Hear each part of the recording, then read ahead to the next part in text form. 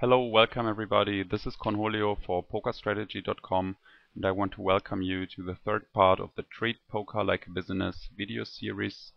In the first two parts, I was talking about the hourly rate as a very important factor for every job, and I was going through the different factors of influence on the hourly rate and how to optimize them. In this part 3, I'm gonna have a look at, well, poker as a job. So not only treat poker like a business, treat it as a job, but really if you want to play poker for a living, what has to be considered then, and what is important to organize your day, to organize your life as a poker player.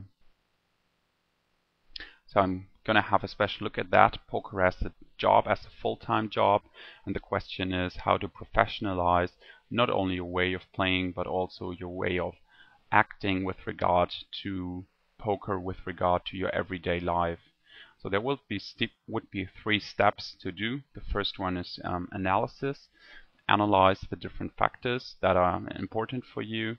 Then on the basis of the analysis, you can try to organize everyday life and if you want to stick to it. And the third and maybe most important step would be to have the discipline to really stick to it and really live towards your plans.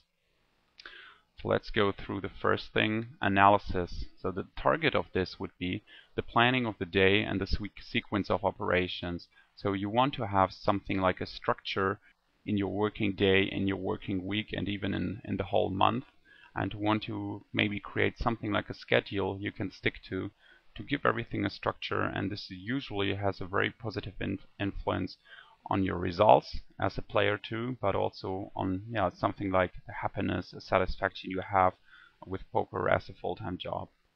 Well, what you have to analyze at first is obviously at what time is poker most profitable. Obviously this has to do with the hourly rate too, but it has to be considered when you make your everyday routine. But also you have to make sure that you don't neglect social contacts too much. So it will probably be something like a compromise.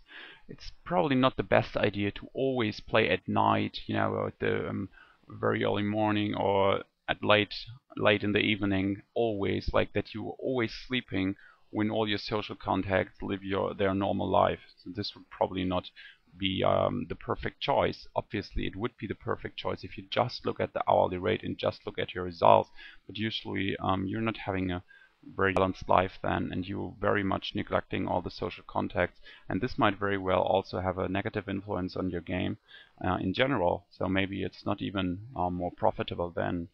But also you maybe don't only want to play at noon, for example, if let's say the games are very poor at noon and it really has a very big negative influence on your hourly rate.